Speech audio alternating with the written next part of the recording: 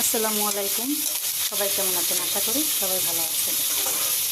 আজকে রান্না করবো দেশি মুরগি। এখানে মুরগিটা ভেজে নিচ্ছি। পেঁয়াজটা লাল হয়ে গেছে।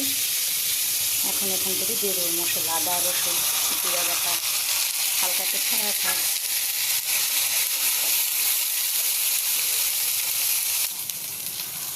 মশলাটা ভাজা ভাজা হয়ে গেছে।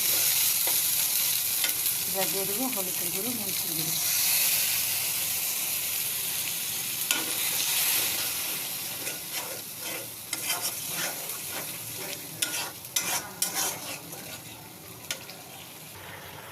দেশি মুরগি খাওয়ার মজাই আলাদা। এগুলো আমি নিজেই ব্যালকনিতে কাঁচা কিনে এনে পালি।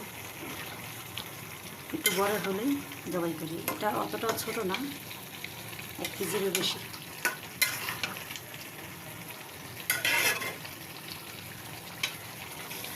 ভালো করে মাংসটা কষানো হয়ে গেছে। সাথে দিয়ে দেবো এখন আলু। দেখুন কত সুন্দর কালার এসেছে। আমার তরকারিটা হয়ে গেছে, এখন উঠিয়ে নেওয়ার পালা।